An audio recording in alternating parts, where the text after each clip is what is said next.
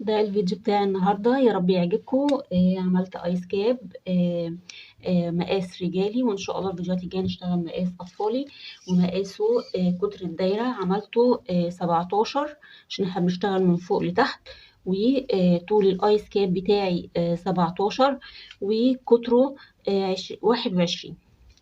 اتمنى يا رب فيديو النهارده يعجبكم. السلام عليكم ورحمه الله وبركاته، اهلا بيكم في فيديو جديد. معاكم ريلي احمد من قناه ريلي كروشيه. ان شاء الله النهارده هنشتغل ايس كاب الضفيره بغرزه الضفيره. يا رب يعجبكم، يا رب يكون الشرح واضح. هشتغل بابرتين، ابره مقاس 3 وابره مقاس 4. تمام. وهشتغل بخيط نور او نوره. آه، معلوش تفاصيل كتير، يعني هو صنع تركي و100% أكريليك. دي التفاصيل بتاعته، معلوش أي تفاصيل تانية أقدر إن أنا أقولها. وسمك الخيط يعني معقول، هو مكتوب عليه بيبي، بس هو لو قارنتيه بخيط أليزا هو أتخن من خيط أليزا بحاجة بسيطة. تمام. هنشتغل مع بعض الأول بإبرة مقاس 4. وهنعمل طبعا دايرة سحرية. بصي، تيجي الخيط ده كده، فأنا هزود شوية في الخيط وهعمل كده كده. تمام.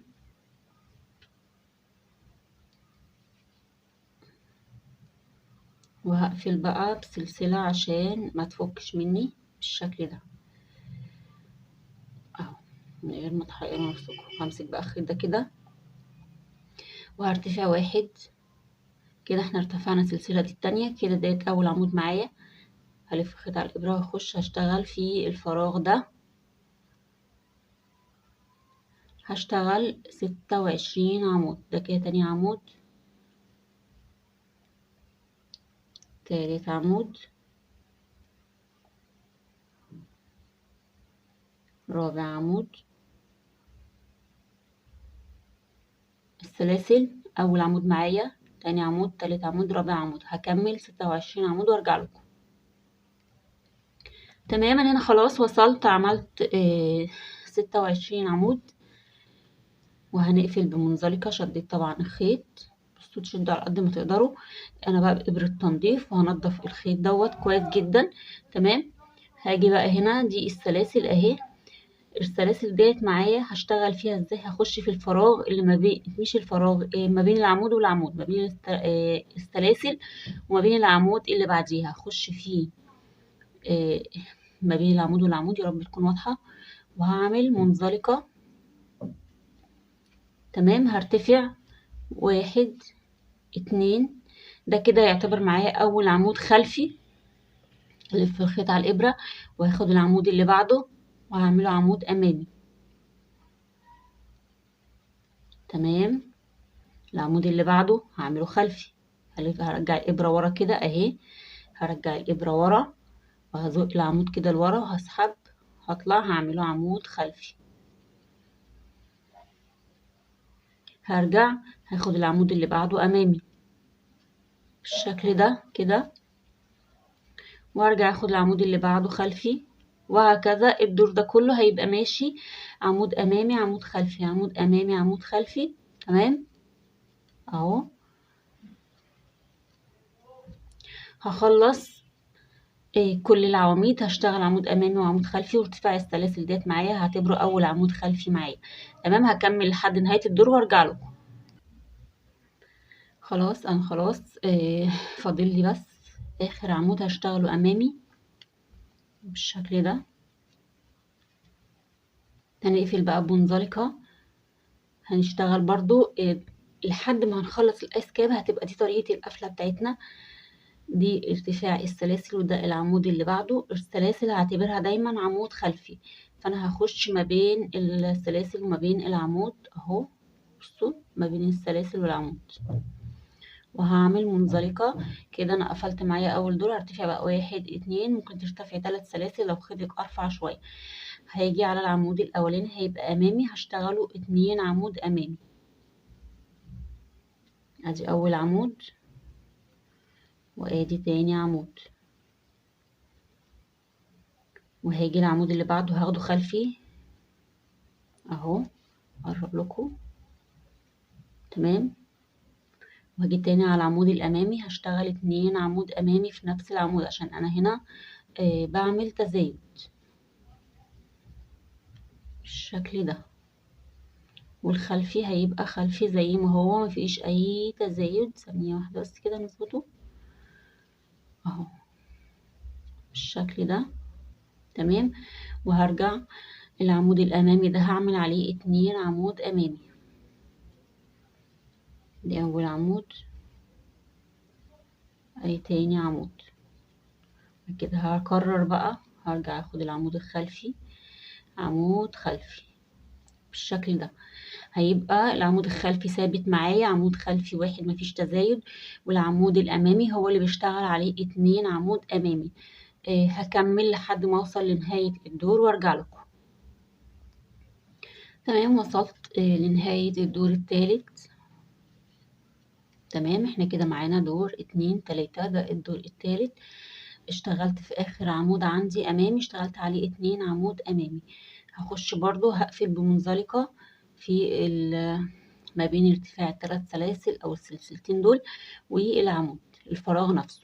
هعمل منزلقة عشان يبقى معايا ارتفاع السلاسل بالشكل ده، يبقوا معايا عمود خلفي. ارتفاع 1 2، اول عمود معايا خلفي، هلف الخيط على الابرة، هيقابلني 2 عمود امامي، هشتغل فوق اول عمود امامي عمود امامي، وهاجي هشتغل في الفرق في ما بين العمود الامامي ده والعمود الامامي ده، هشتغل في النص كده عمود تاني، ده التزايد بتاعي. بعد كده هرجع اشتغل عمود امامي تاني. هاخد الاول العمود الخلفي ده خلفي، هرجع هشتغل على الاتنين عمود امامي، هشتغل على العمود الامامي عمود امامي، وفي النص هشتغل عمود، والعمود الامامي التاني هشتغله عمود امامي. ادي اول عمود. بعد كده هرجع اشتغل في الفراغ او ما بين العمود ده والعمود ده، في النص كده هشتغل عمود. بعد كده هرجع اشتغل عمود امامي. بعد كده هرجع اخد العمود الخلفي زي ما هو، مفيش اي تزايد عليه. تمام، هرجع هاخد العمود الامامي ده امامي. بعد كده هرجع اشتغل في النص عمود. بعد كده هرجع اخد العمود الامامي ده امامي، والخلفي معايا هيبقى هو مفيش عليه اي تزايد الدور ده بالشكل ده. هكمل لنهاية الدور وارجع لكم. تمام خلاص، احنا كده في الدور الرابع صح كده، دور 2 3، ده الرابع. تمام، دي دور 2 3 4، ده الدور الرابع. هنقفل ازاي؟ برضو بنفس الطريقة اللي احنا بنقفل بيها كل مرة. هقفل بقى بمنزلقة، يبقى الدايرة معايا بالشكل ده. انا نسيت اقول لكم ان انا بشتغل ايس كاب ده ليه سن شبابي، يعني مش سن اطفال، لا سن شبابي او رجالي. تمام، هنرتفع بقى 1 2، ادي كده اول عمود معايا امامي. تمام، اول عمود خلفي، انا اسفة، ده اول عمود خلفي. بعد كده هلف الخيط على الابرة وهشتغل عمود امامي زي ما هو، مفيش اي تغيير. العمود اللي بعده امامي برضو، والعمود اللي بعده امامي، 3 امامي. تمام، وهاجي هنا العمود الخلفي ده هشتغل عليه التزايد، هشتغل 2 عمود خلفي، والاتنين عمود دول هيبقوا ثابتين معايا خلاص كده، هشتغلهم على طول 2 عمود خلفي بالشكل ده. وهرجع اشتغل امامي، ادي اول عمود امامي، تاني عمود،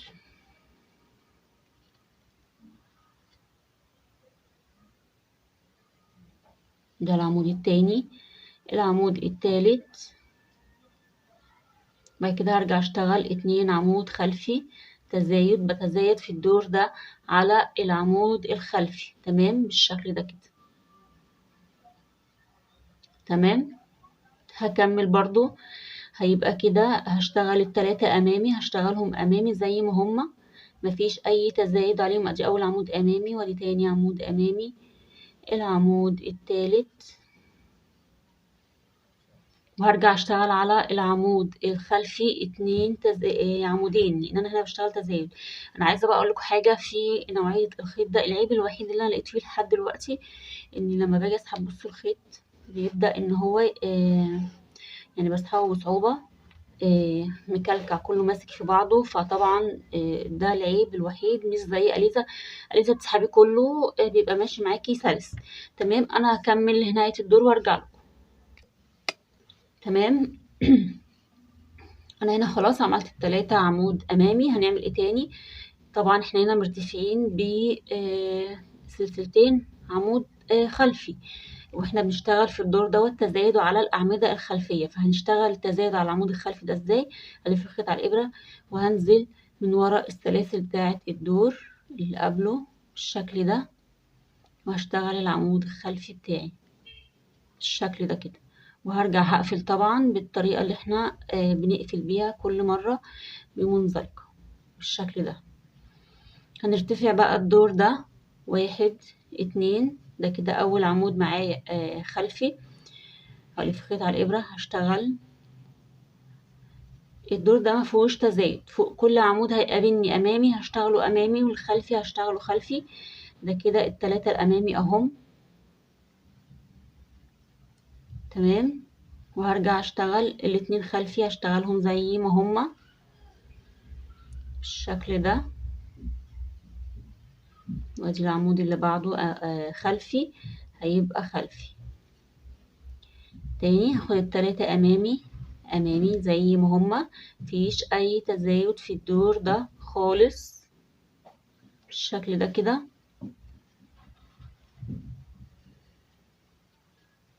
هرجع هشتغل العمودين الخلفيين، هشتغلهم خلفيين زي ما هما، مفيش اي تزايد. انا هكمل لنهاية الدور وارجع لكم عشان ما اخدش من وقتكم. هنشتغل العواميد زي ما هي قدامنا، الامامي امامي والخلفي خلفي. تمام. احنا هنا وصلنا لنهاية الدور، لسه باقي عمود خلفي عشان ما تنسوش تخلوا بالكم. العمود الخلفي اللي احنا اشتغلناه الدور اللي قبل دوت فيه السلاسل. تمام. هنعمل ايه دلوقتي؟ هنقفل برضو بمنزلقة زي ما متعودين كده. بقى عندي العمود اللي هو السلاسل ديت عمود خلفي. هنشتغل بقى الدور ده ازاي؟ هرتفع 1 2. ادي اول عمود خلفي معايا. هاجي هنا هنعمل تزايد في الدور السابع. هشتغل على العمود الامامي عمود امامي زي ما هو، والعمود اللي في النص هنشتغل عليه 2 امامي بنعمل عليه تزايد بالشكل ده. وهرجع اشتغل العمود اللي بعده امامي بدون اي تزايد. يبقى انا بتزايد في الدور ده على العمود اللي في النص اللي هو الثلاث عواميد الاماميين. بشتغل الاولاني العمود الامامي الاولاني بشتغله امامي عادي بدون تزايد. التاني بشتغل عليه 2 عمود امامي بعمل عليه التزايد. وبعد كده بشتغل العمود اللي بعده امامي عادي بدون اي تزايد. هلف الخيط على الابره وارجع اخد العمود الخلفي. العمودين الخلفيين زي ما هما كده خلاص اتفقنا مع بعض ان احنا كده مفيش تزايد تاني فيهم. بعد كده هرجع اشتغل الامامي. ادي اول عمود امامي بدون تزايد. العمود التاني هو اللي هبدأ اتزايد عليه بالشكل ده. طبعا شغلنا كله عمود بلفة. تمام. وتقدري ترجعي لقوائم التشغيل، هتلاقي الغرز الأساسية أنا لميتها كلها في فيديو واحد عشان ما تتوهيش. هلف الخيط على الإبرة، هشتغل 2 عمود خلفي زي ما هما. الاتنين عمود خلفي اهو زي ما هما. كده هرجع اشتغل 3 أعمدة خلفية. هزود على العمود اللي في النص ده أول عمود أمامي. هرجع في العمود التاني هشتغل عليه 2 عمود أمامي. تمام بالشكل ده. وهرجع هاخد الاتنين خلفي زي ما هما.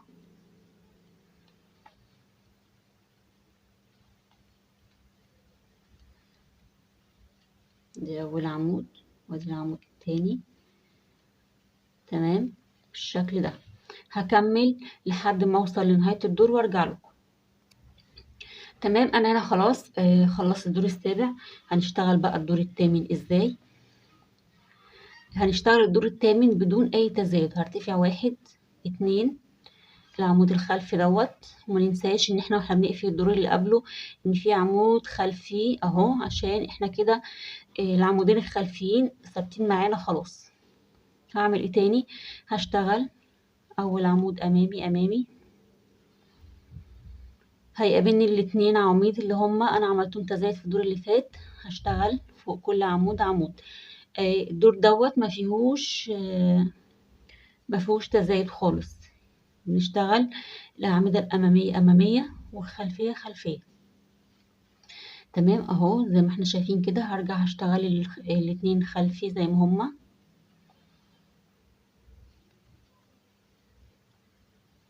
بالشكل ده، وهرجع اشتغل. ادي اول عمود امامي،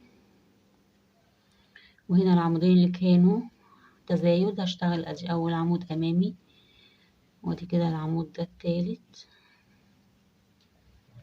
ادي العمود الرابع امامي. كده بقى معانا 4 عواميد امامية. هشتغل الاتنين الخلفي هيبقوا خلفي،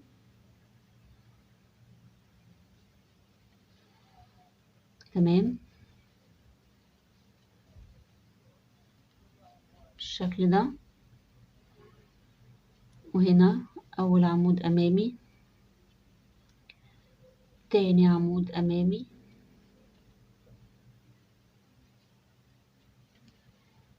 تالت عمود امامي. الدور ده رابع عمود. الدور ده مفيهوش اي تزايد. هرجع هاخد العمود الخلفي، العمود الخلفي، وهرجع هكرر العواميد الاربعة امامي. هاخدهم امامي بدون اي تزايد. فانا بقى هكمل لنهاية الدور وارجع لكم ونشوف هنكمل الايس كاب بتاعنا ازاي. تمام هنا وصلت لنهاية الدور التامن وقفلت زي ما احنا متعودين مع بعض. هنشتغل بقى الدور التاسع ازاي. هرتفع 1 2 وده كده اول عمود معايا خلفي. هاجي هنا على العمود الامامي هشتغل عمود امامي. احنا عندنا 4 عواميد امامية، وادي العمود التاني امامي، وهشتغل تزايد وسط ال4 عواميد بالشكل ده. هرجع اشتغل الاتنين اللي بعديه اماميين، تمام. هاخد العمودين الخلفيين الاتنين هناخدهم زي ما هما، مفيش اي تزايد عليهم. احنا قلنا خلاص العمودين دول ثابتين معانا لنهاية الايس كيب. هرجع هنا عندي 4 عمود امامي. هاخد اول 2 امامي زي ما هما، وهاجي في النص هشتغل عمود، وده اللي هيبقى التزايد معايا. هشتغل على اول عمود امامي، العمود التاني، وفي النص هشتغل عمود، وهرجع اشتغل الاتنين الامامي اللي بعديهم. تمام يبقى الدور ده هيمشي معانا بنفس الطريقة. هعمل معاكم اخر مجموعة.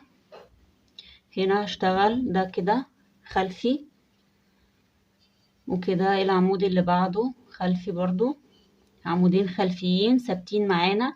هنا العمود الامامي ده هشتغل عليه امامي، العمود التاني هشتغل عليه برضو زي ما هو، وفي النص هشتغل عمود، وده هيبقى التزايد معايا. تمام هخلص بقى الاتنين دول كده. انا نسيت اقول لكم ان انا الخيط قطعته للاسف لانه مكلكع من جوه جامد. ده العيب الوحيد اللي في الخيط دوت. تمام هكمل انا لنهاية الدور ونرجع نشوف هنكمل ازاي مع بعض. تمام انا هنا خلاص وصلت لنهاية الدور وقفلت زي ما بنقفل كل مرة بمنزلقة ما بين الفراغ بتاع السلسلة والعمود. انا هشوف، انا بالنسبة لي شايفة ان المقاس ده مناسب. ده كده 16، ونراعي ان الغرزة دي بصوا بتمط، فانا بالنسبة لي شايفة ان 16 تمام. هنشتغل ازاي دلوقتي. هرتفع 1 2 ده اول عمود معايا عمود خلفي. هلف الخيط هلف لفتين على الخيط. نركز بقى مع بعض، احنا كده هنبدأ ان احنا نأسس غرزة الضفيرة. انا عندي 5 عواميد امامية، هشتغل على الاتنين الاماميين الاولانيين، واللي في النص ده هخليه خلفي، والاماميين الاتنين التانيين هشتغلهم مع الضفيرة. هنشوف مع بعض دلوقتي. احنا خلاص ارتفعنا غرزتين اللي هما العمود الامامي، هلف الخيط لفتين على الابرة. تمام. وهنعمل ايه؟ هنيجي عند العمودين الخلفيين الاخرانيين دول اهو، يا رب كده تكون واضحة. تمام. هشتغل اول عمود امامي بالشكل ده، وهطلع من 2 و2، هلف الخيط لفتين، هاخد العمود اللي بعده اهو الامامي برضو. احنا لسه كده احنا بنأسس الضفيرة. تمام بالشكل ده. هلف الخيط لفة واحدة على الإبرة، وهاجي في ظهر الشغل. مش احنا عندنا غرزة في النص قلنا هنشتغلها أمامي، هاجي في ظهر الشغل اهو كده، العمود الأمامي اهو هزقه كده عشان منتوهش مع بعض اهو.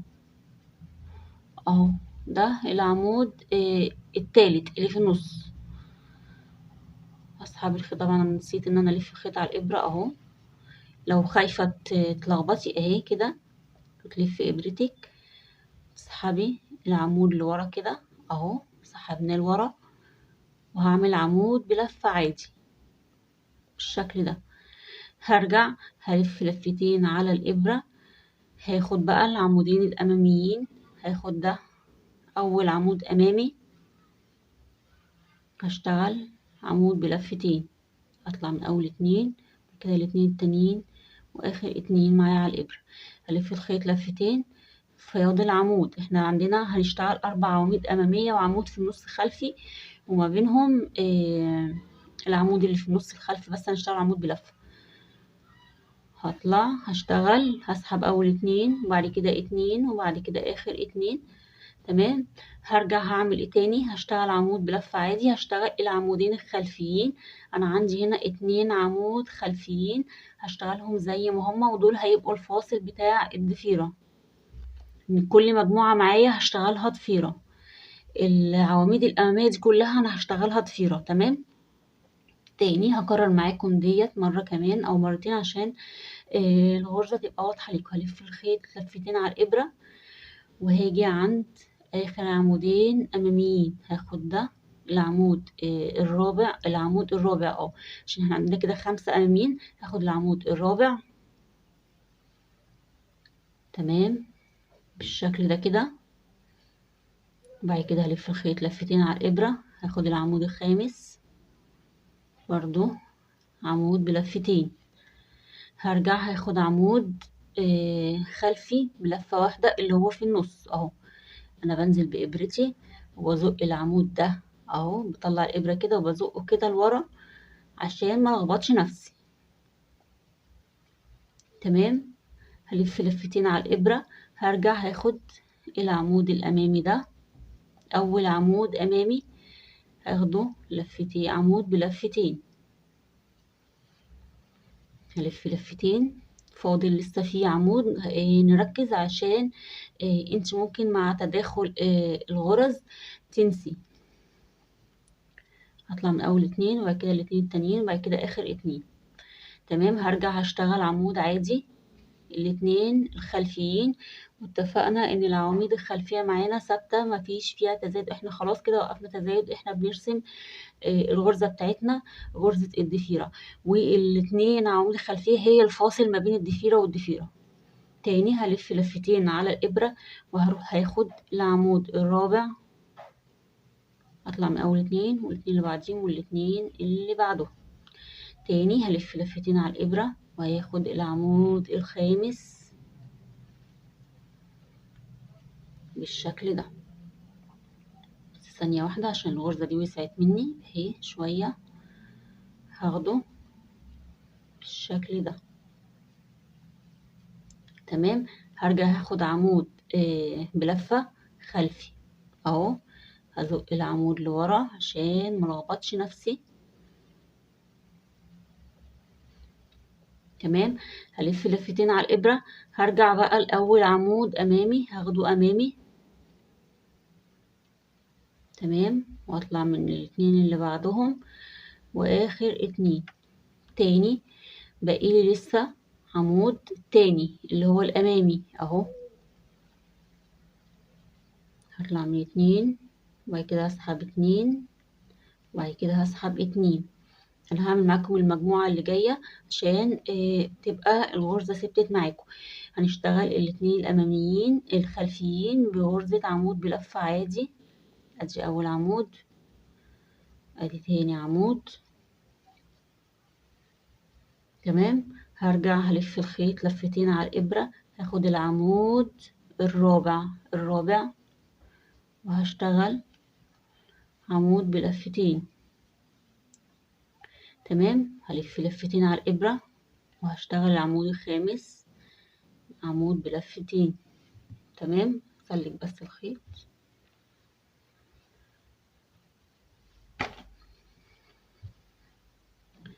تمام كده.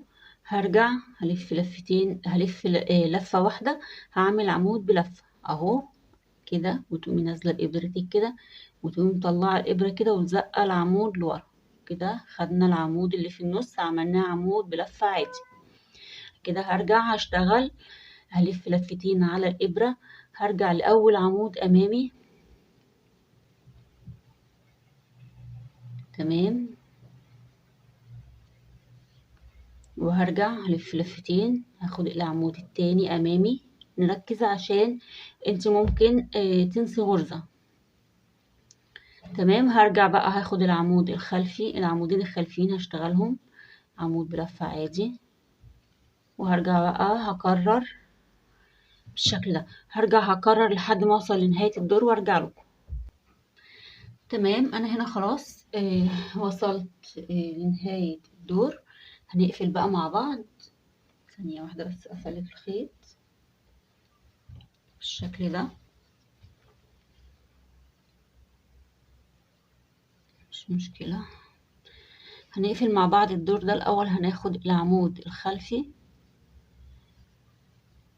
تمام، بالشكل ده كده. وهنعمل ايه، هنقفل بقى بمنزلقة في السلاسل بالشكل ده. هنرتفع واحد اتنين، وده اول عمود معايا خلفي. الدور ده هنبدأ ان احنا نعدل الشغل بتاعنا، العواميد الخلفية هتبقى خلفية والامامية امامية، وهنشتغل الدور ده كله عمود بلا. هنشتغل 3 ادوار بنفس الطريقة ديت او دورين على حسب ما انت شايفة حابة الضفيرة تبقى معاكي ازاي. ممكن تشتغلي دورين، تمام. هوريكي. هنلف الخيط على الإبرة، هنشتغل عمود بلفة، هنبدأ بقى نعدل الشغل. ده كده أول عمود في الضفيرة معانا أهو، هشتغله أمامي، تمام. هرجع العمود اللي بعده برضو هشتغله أمامي، تمام. وهاجي اخد العمود اللي في النص هشتغله خلفي، اللي احنا كنا بناخده خلفي في الضفيرة بالشكل ده، وهرجع اشتغل العمود ده أمامي. يعني هيبقى عندنا 2 أمامي عمود خلفي، 2 أمامي، 2 خلفي، وهاخد الأمامي العمود اللي بعده أمامي بالشكل ده. هرجع هاخد العمودين الخلفيين، اتفقنا ان هما هيبقوا زي ما هما، مفيش اي تغيير عليهم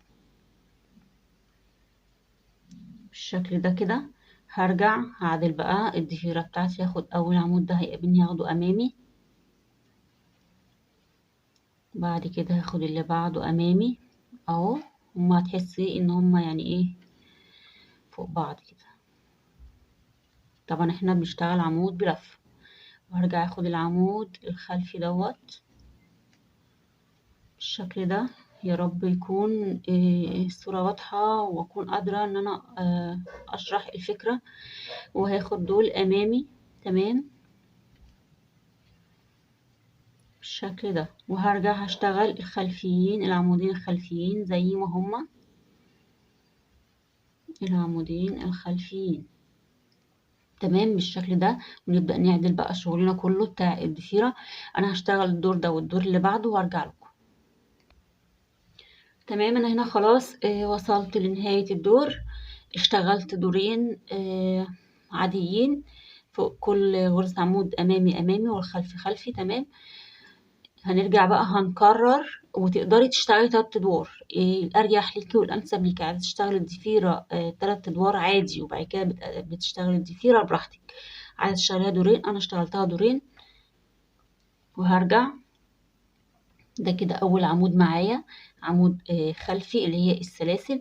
هلف الخيط لفتين على الابره وهروح للعمود الرابع. هنكرر، هنعمل ضفيره. تمام.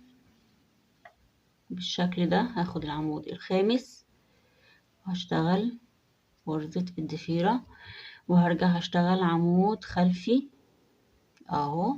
قلنا اتفقنا ان احنا بنزق العمود لورا كده وبنطلعه عشان ما نلخبطش نفسنا. بعد كده هرجع الف لفتين على الابرة.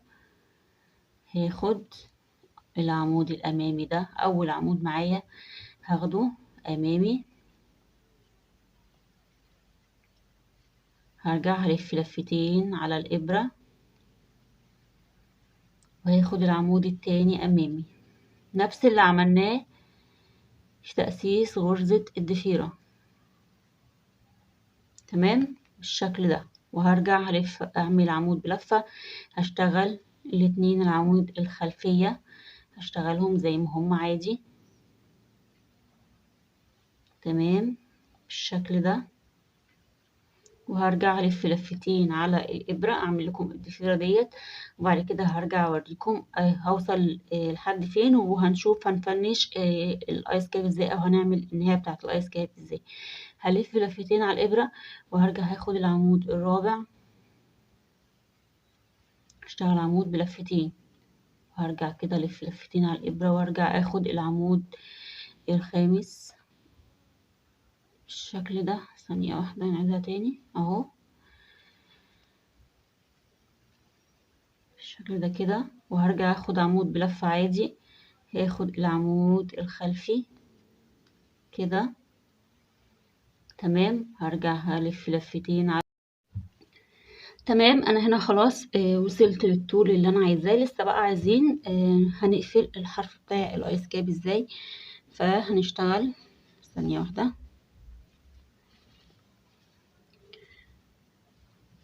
بسم الله.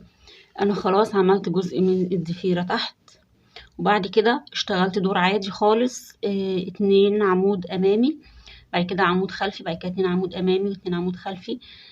نفس الشغل اللي احنا كنا بنشتغله بعد كل ضفيرة. تمام. هرتفع 1 2 سلسلتين، هلف الخيط على الابرة. هعتبر ان السلسلة الاولانية ديت عمود خلفي، هاخد العمود اللي هيقابلني التاني ده هاخده عمود امامي. هنشتغل البرد الامامي والبرد الخلفي. تمام. ادي كده خدت العمود ده امامي، هلف الخيط على الابره وهاخد العمود اللي بعده هاخده خلفي. تمام. بعد كده هاخد العمود اللي بعديه امامي، يعني هاخد عمود امامي وعمود خلفي. ودي كده غرزة البرد الامامي والبرد الخلفي. لو كنت شفتي الايس كابات اللي انا اشتغلتها اللي قبل دوت بكام فيديو مش فاكره، خشي على قوائم التشغيل هتلاقي ايس كاب الاتنين اللي انا اشتغلتهم، اشتغلت التقفيل بتاعهم بنفس الطريقه. الجوانتي هتلاقي برضو التقفيل بتاع البدايه بتاعت الجوانتي كانت البرد الامامي والبرد الخلفي. فاحنا بنشتغل عمود امامي وعمود خلفي، عمود امامي وعمود خلفي. هنا الغرزه اللي بعد كده هشتغلها عمود خلفي بالشكل ده. بعد كده هشتغل عمود امامي، هرجع هشتغل عمود خلفي، بعد كده عمود امامي، وهكذا. مش همشي بنفس النظام اللي كنت ماشيه بيه. بشوف الغرزه ايه وبشتغل اذا كانت غرزه اماميه او غرزه خلفيه. لا، احنا هنا بنشتغل بطريقه مختلفه. انا ماشيه بنمط معين. انا بشتغل عمود امامي عمود خلفي عمود امامي عمود خلفي لحد ما بخلص الادوار اللي انا عايزاها. فانا هنا بالنسبه لي ممكن اشتغل 3 ادوار، هخلص لحد ما اوصل للدور اللي انا عايزاه، وهنقفل الايس كاب وهنتكلم شويه عن تفاصيل في الايس كاب ومن خلال الخيط وتفاصيل كتيره. يا رب تكملوا معايا الفيديو للاخر. تمام. انا هكمل لنهايه ما اوصل للثلاث ادوار بتوعي وارجع لكم. قبل ما هقفل معاكم انا عايزه اقول لكم هتشتغلوا، يعني باكد عليكم تشتغلوا عمود امامي عمود خلفي، ما تمشيش بنفس نظام الغرز، لا انت هنا تمشي بنظام معين، نظام تاني مختلف. تمام. هكمل لنهايه الدور وارجع لكم. وطبعا اهم حاجه قبل ما اكمل بقيه الشغل عشان ما انساش، انا هنا غيرت الابره. احنا كنا بنشتغل بابره الايس كاب، اشتغلت بابره مقاس 4، والفينش بتاع الايس كاب او الجزء الاخير بتاع الايس كاب هشتغل بابره مقاس 3. تمام. مطلق الحريه ليكي، حابه تكملي كله بنفس الابره براحتك، بس انا هنا بفضل الابره ليه مختلفه، عشان انا عايزه الحرف بتاع الايس كاب يبقى مشدود شويه عن فوق، لان ده بيبقى عند الجبهه كده، فبيفضل انت تشتغليه بابره مختلفه عشان يدي مقاس اصغر شويه. تمام. هكمل بقى وارجع لك. تمام. انا كده خلاص، بس انا عايزه بس اكد على حاجتين عشان ابقى واضحه معاكم في المقاس. انا بعد ما خلصت الثلاث صفوف اللي هم القفله بتاعه الايس كاب من تحت، رجعت نقصت صفين تاني من الشغل الاساسي هنا، او صف على حسب ما انا فاكره، صف يا ربي. ورجعت اشتغلت 3 صفوف تاني لان لقيت الطول زياده شويه. تمام. فانا ده بالنسبه لي الطول، هقول لكم دلوقتي الطول قد ايه. بصوا الطول بتاع الايس كاب اهو 17، وقطر الدايرة عندنا كان 16 لو تفتكروا في أول الفيديو لما اشتغلنا الدايرة من فوق، وعامل 21. تمام. وركبت له لوجو براحتك، بس في حاجة برضو مهمة هنا عايزة اتكلم فيها. يفضل تشتغلي بخيط ارفع شوية. انا اشتغلت بخيط نور بيبي، بس برضو سمكه تخين شوية، فيفضل في الغرزة دي عشان تبان معاكي اكتر وحلاوتها يعني تبقى حلوة معاكي اكتر، تشتغليها بخيط ارفع شوية. ممكن تشتغلي بخيط اليزا بيبي، اليزا اسكرين بيبي، هيبقى ممتاز معاكي. تمام. ده كان شرح النهاردة، يا رب اكون قدرت اوصل لكم ولو معلومه بسيطه، يا رب تكونوا استفدتوا مني حاجه بسيطه. ولو في اي سؤال انا تحت امركم، سواء على اليوتيوب او الفيسبوك. آه، اتمنى يا رب تكونوا استفدتوا. اشوفكم بقى في فيديو جديد وفكره جديده. سلام.